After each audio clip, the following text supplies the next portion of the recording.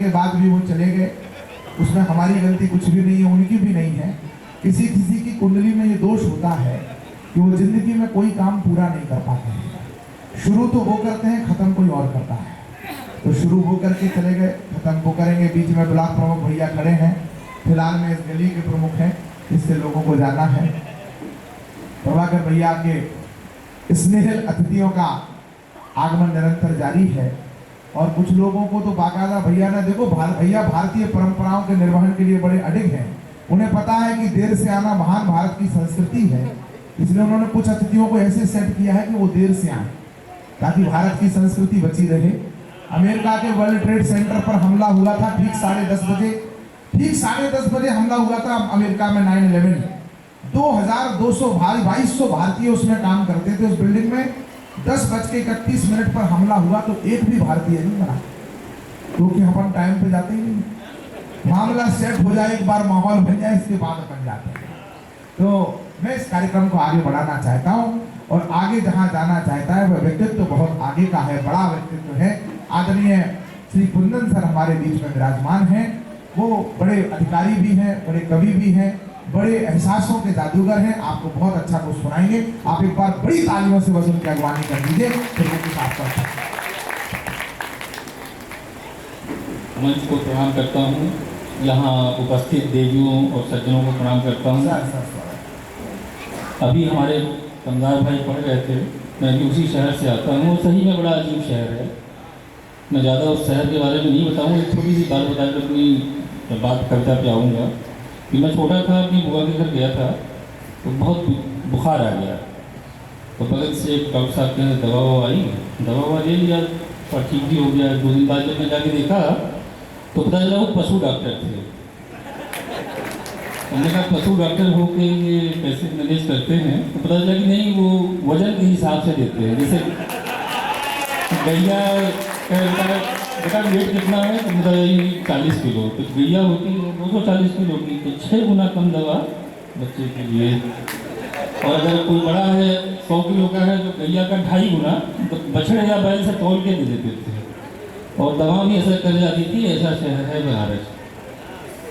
खैर, मैं यहाँ पे रामलीला का अवसर है और पिछले साल एक बहुत बड़ा रामलीला तो आप पिछले 400 साल से देख रहे हैं, बट पिछले साल एक बहुत बड़ा वाक़या हुआ कि राम मंदिर बना और उसमें रामलला विराजित हुए। तो अब रामलला के विराजित होने की घटना को एक कवि कैसे देखता है, आप लोग उसका आनंद लें और इसी बहाने राम को याद करें। कि मीर बाकी से कहा एक हूर ने कुछ मुस्कुराकर। मीर बाकी वही सज्जन हैं जो 500 साल पहले इन्होंने मंदिर तोड़ के मस्जिद बना दी। बाबर के सेनापति थे और इस्लामी मान्यता भी है कि अगर आप बुद्ध शिकन यानी कि मस्जिद मंदिर तोड़ेंगे, बुद्ध तोड़ेंगे तो आपको जन्नत मिलेगी और हूर मिलेगी। 70 हूरों की कल्पना है, मुझे उसमें कुछ कहना नहीं है विवाद में, हो सकता है मिलती हो और उन्हें मिली भी हो। तो उस कल्पना में कभी अपनी बात कह रहा है कि मीर बाकी से कहा एक हूर ने कुछ मुस्कुराकर, मेरे आका तुमने जो था गिराया तन गया है।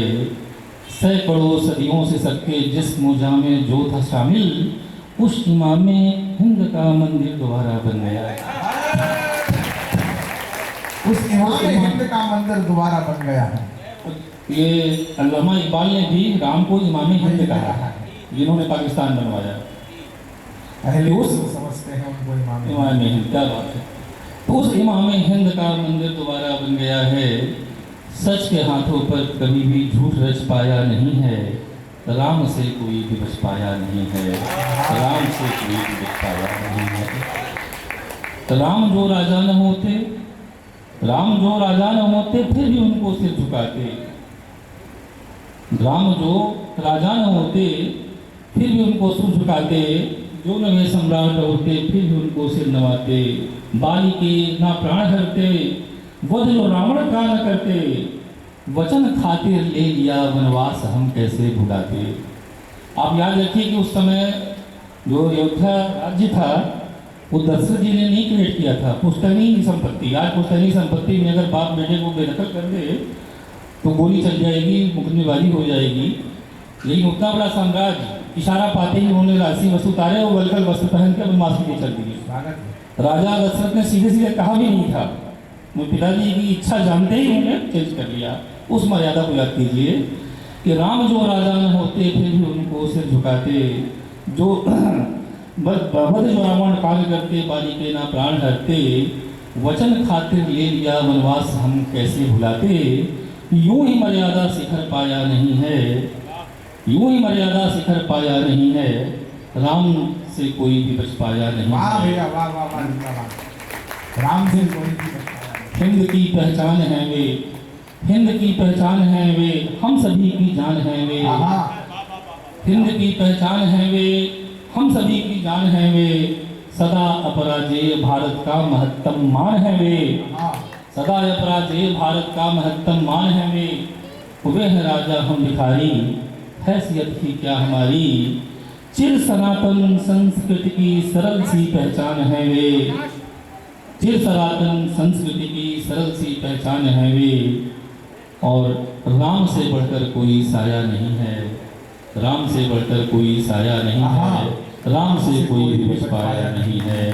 कौन है जो राम धन गाया नहीं? अद्भुत कोई है कौन है जो राम धन गाया मेरी नहीं? कविता की भूमिका बना दी आपने, अद्भुत भैया वाह वाह वाह। आप ओरछा से हैं। कल मैंने देखा कि अब तक मतलब 45 साल से मैं देख रहा हूँ रावण गलते हुए, कल पहली बार रावण गलते हुए देखा बारिश के लिए। रावण एकदम गया था और शाम को जलाने के लिए बचा नहीं था। मैंने विचार किया देखिए रावण हम लोग बुराइयों का प्रतीक जलाते हैं और फिर भी कुछ बुराइयाँ रह जाती हैं। तो मैं अभी हास्य के बाद आपको थोड़े से विचार की तरफ ले जाऊंगा। बहुत सी बुराइयाँ जो हमें दिखती नहीं हैं लेकिन हमें दिखनी चाहिए, दिखनी चाहिए समाज में, और हमें दिखती नहीं है। उस पर मैं आपकी तवज्जो चाहूँगा क्योंकि मैं पेशेवर कभी नहीं हूँ। पेशा तो हमारा ऐसा है कि कोई अपने घर बुलाना नहीं चाहता, और GST या कस्टम वाले यहीं जाएंगे तो जैसे अभी वो बैठ के सोचेंगे कि ये जो इवेंट मैनेजमेंट का GST कितना बनेगा, कुर्सियाँ कितनी आई हैं, कितना स्पिरिचुअल सर्विस है कि इसको कमर्शियल सर्विस माना जाए, दिमाग इसी में घूमता है। तो आमतौर पे जो टैक्स कलेक्टर होते हैं उनको कोई बुलाता नहीं है। प्रभाकर जी ने बुलाया इसलिए उनका साल बाद, और मैंने भी कहा कि बुला रहे हो 4 आदमी 5 आदमी जो सुनाएंगे तो एक कवि कुछ सुना के ही सुनेगा। तो उन्होंने मुझे मंच पर जगह दी, इसके लिए भी बहुत बहुत साधुवाद। तो मैं शुरू करता हूँ। हमारे बीच में एक बहुत बड़ी बुराई है दहेज। तो दहेज से मैंने बातचीत की, उस बातचीत को आपको सुनाता हूँ और आपका तवज्जो चाहूँगा। और युवा पीढ़ी से ये उम्मीद करूँगा, जिनकी शादी हो चुकी है उनसे तो कोई उम्मीद नहीं है, लेकिन जो लोग अविवाहित हैं वो आगे आने वाले समय में दहेज के खिलाफ एक अपना रुख बना के रखें, ये मैं उम्मीद करूँगा। और दहेज भी एक तरह का रावण है, उसको भी एक दिन जलना चाहिए। इस उम्मीद से मैं आपको कविता सुनाता हूँ रामविलास पंडित से। सर अब तो वैसे ही ये सोच रहा है शादी हो जाए दहेज तो ठीक है। स्थिति यहाँ तक पहुँच रही है जी। तो हमारे सीनियर अखिलेश साहब बैठे हैं, उनको प्रणाम करता हूँ। एक दिन मैंने दहेज से पूछा, एक दिन मैंने दहेज से पूछा कि तुम क्यों नहीं मरते हो, या ईश्वर ने अमर कर दिया इससे स्वच्छंद विचरते हो। जो आया है वो जाएगा, इस कथन को झुठला रहे हो, महाजन के सूद की तरफ बढ़ते ही जा रहे हो। जो आया है वो जाएगा, इस कथन को झुठला रहे हो, महाजन के सूद की तरफ बढ़ते ही जा रहे हो। पहले तुम साइकिल देखकर चुप हो जाते थे, लेकिन आज BMW भी कम है। पहले तुम साइकिल देखकर चुप हो जाते थे, लेकिन आज फॉर्च्यूनर भी कम है। मुझे इसी बात का गम है। तुम्हारे साथ होने से, तुम्हारे साथ होने से साधारण सी लड़की भी रूपवती, और न होने से रूपवती भी राक्षसी हो जाती है। लड़के वालों की निगाहें सोने चांदी की खनक में खो जाती हैं, और मुझे तो तुमसे नफरत आने लगी है। दहेज से मैंने कहा कि मुझे तो तुमसे नफरत आने लगी है, जब से बहुएं तुम्हारी वजह से जलाई जाने लगी हैं। अरे अधर्मी मत कर इतनी बेशर्मी, माना कि तुझे नहीं हो सकती है जेल, लेकिन किसी की जिंदगी से तो मत खेल। माना कि तुझे नहीं हो सकती है जेल, लेकिन किसी की जिंदगी से तो मत खेल। जवाब दे तू तो जहरीला नाग है, जवाब दे तू तो जहरीला नाग है। किसी टूटे हुए बांध का पानी या फिर जेठ की लगी आग है, दोनों कंट्रोल नहीं होते हैं। जेठ की आग लग जाए, फायर ब्रिगेड तो फायर ब्रिगेड आएगा, रुकेगा नहीं। और बांध अगर टूट जाए तो आपने देखा ही है, कई जगहों पर पूरा सैलाब आ जाता है। तो दहेज इस तरीके से कंट्रोल नहीं हो रहा है। तो जवाब दे तू तो जहरीला नाग है, किसी टूटे हुए बांध का पानी या फिर जेठ की लगी आग है, तब दहेज ने अट्टहास करते हुए उत्तर दिया कि मानो मैं नहीं, असल में तुम ही हो सबसे बड़े दानव। मानो मैं नहीं, असल में तुम ही हो सबसे बड़े दानव, क्योंकि तुम में से हर व्यक्ति अपने विवाह पर तो मुझे पुचकारता है, लेकिन खुद की बहन बेटी की शादी पर धिक्कारता है। मानो तुम ही हो सबसे बड़े दानव, क्योंकि तुम में से हर व्यक्ति अपने विवाह पर तो मुझे पुचकारता है, लेकिन खुद की बहन बेटी की शादी पर धिक्कारता है। और मुझे अपने खत्म होने की चिंता नहीं, न ही किसी बात का डर है। तू देख ले, भारतवर्ष में 926 नारियों पर 1000 नर हैं। जनसंख्या आंकड़ा बता रहा हूँ मैं आपको कि तू देख ले, भारतवर्ष में 926 नारियों पर 1000 नर हैं, और यदि परिणामी 74 व्यक्तियों का भी दूध हमें चढ़ेगा तो हम जैसे नागों का जहर अवश्य ही बढ़ेगा। और ज़्यादा बकबक मत कर, देख ले, नारी ही नारी की दुश्मन हो जाती है। तू पता कर ले, अधिकतर सासें ही बहुओं को जलाती हैं। नारी ही नारी की दुश्मन हो जाती है, अधिकतर सासें ही बहुओं को जलाती है। और ज़्यादा ज्ञान मत बढ़ार, तेरी भी खटिया खड़ी होने वाली है, क्योंकि बेटियाँ 10 साल में बड़ी होने वाली है। तभी तुझे पता चलेगा कि मैं कौन हूँ। अभी बहुत जवान लड़ रहा है, फिर भी मौन हूँ। अभी बहुत जवान लड़ रहा है, फिर भी मौन हूँ। अभी तू वेटिंग लिस्ट में है, इसलिए मौन हूँ। अभी तू वेटिंग लिस्ट में है, इसलिए मौन हूँ। एक और कविता मैं आपको सुना के अपना स्थान लूँगा। ये 4-5 साल पहले की बात है। मैं गया था बनारस, वहाँ मुझसे किसी ने पूछा कि भैया ये डाटा क्या होता है। डाटा भराने के लिए हमारे थे, बोले डाटा का होला भैया, लड़का मांगा तो पैसा 250 रुपया की डाटा उड़ा गए हो, मतलब कि डाटा खत्म हो गया है।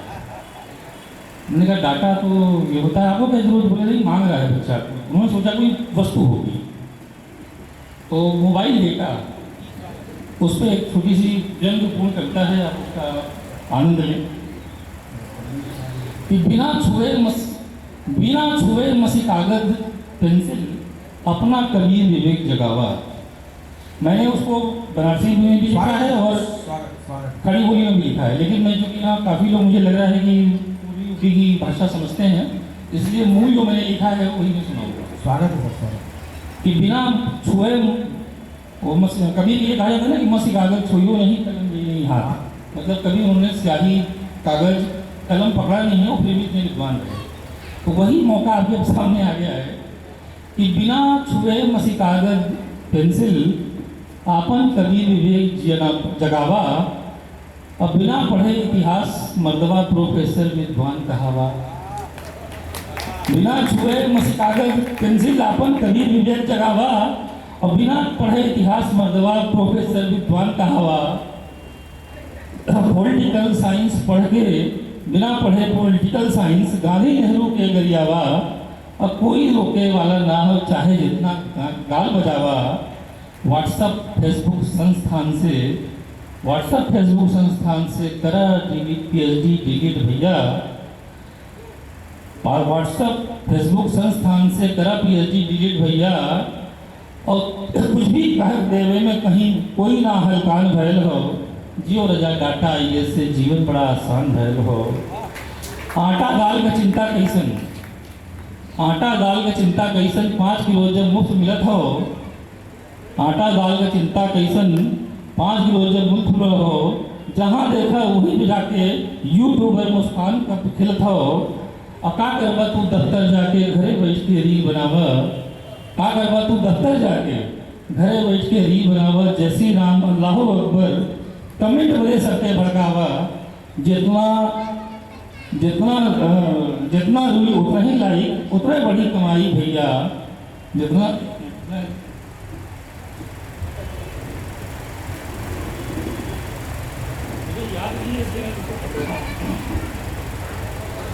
जितना झूठ उतने ही लाइक उतनी बड़ी कमाई भैया।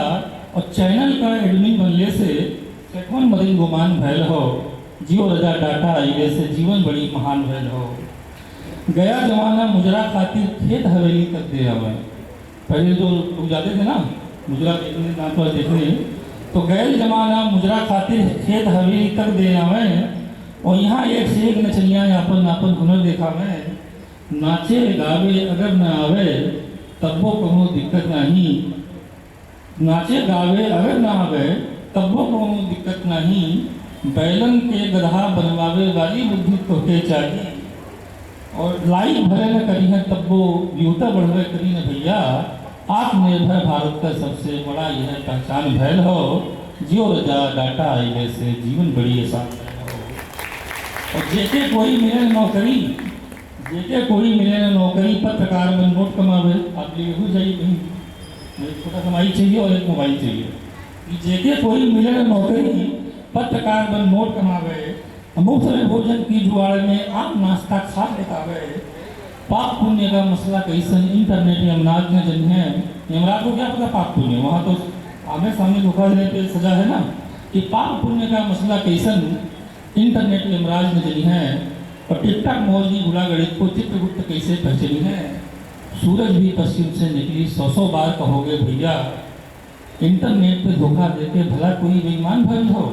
जियो रजा टाटा आइले से जीवन बहुत आसान भइल हो। जियो रजा टाटा आइले से जीवन बहुत आसान भइल हो। सर थोड़ी सी समय की मर्यादा को मैं ध्यान में रखकर आपसे अनुरोध करूँगा। एक और कविता आप सुना दो जवान भैया का। एक छोटी सी, क्योंकि मैंने कहा था ना कि दशहरा अच्छाई में बुराई का है। एक घटना यहाँ घटी थी आपके थोड़े आगे ही थाने के पास। एक वन साइडेड प्रेमी ने एक लड़की को 40 चाकू मारा और कोई नहीं आया वहाँ बचाने के लिए। तो ये शर्मनाक घटना कम से कम छोटे शहरों में घटती तो लोग बचाते, लेकिन बड़े शहरों में कोई किसी को देखता भी नहीं। हर आदमी रील बना रहे थे वहाँ पर रील। तो उस रील बनाने वालों को मैंने समर्पित करके एक कविता लिखी है, छोटी सी है, 8-10 लाइन की आपको कहता हूँ, ताकि आगे कभी ऐसा हो तो कम से कम यहाँ कोई बैठा हुआ रील ना बनाए। कि मानव होकर बड़े भाग्य से जन्म लिया, पशु जैसा व्यवहार दिखाया फिर कैसे। मानव होकर बड़े भाग्य से जन्म लिया, पशु जैसा व्यवहार दिखाया फिर कैसे। मंदिर मस्जिद पूजा पाठ किया कितना, फिर भी कुछ भी फिर तेरे काम ना आया फिर कैसे। गुंडे पीट रहे थे रिक्शे वाले को, तू चुपचाप खड़ा रह पाया फिर कैसे। और दुर्घटना में तड़प रहे थे यात्री जब, मदद न देकर रील बनाया फिर कैसे। देख रहे थे भीख मांगते बच्चे जब, तुमने 56 भोग लगाया फिर कैसे। और भूखा था जिस दिन परिवार पड़ोसी का, तीनों वक्त पकाकर खाया फिर कैसे। भूखा था जिस दिन परिवार पड़ोसी का, तीनों वक्त पकाकर खाया फिर कैसे। और छेड़ रहे थे लड़की को आवारा तब, पौरुष तेरा काम ना आया फिर कैसे। रोगी तो मर चुका था 2 दिन पहले ही, रोगी तो मर चुका था 2 दिन पहले ही, 2 दिन रखकर लाश कमाया फिर कैसे। न्यायालय में हलफ उठाकर जीता कि, आंखों देखा हाल छुपाया फिर कैसे। और भाई ने पैबंद लगे कपड़े पहने, भाई ने पैबंद लगे कपड़े पहने, तुमने महंगा सूट सिलाया फिर कैसे। और मानवता से बढ़कर कोई धर्म नहीं, मानवता से बढ़कर कोई धर्म नहीं। कितना पढ़कर समझ न पाया फिर कैसे, कितना पढ़कर समझ न पाया फिर कैसे। बहुत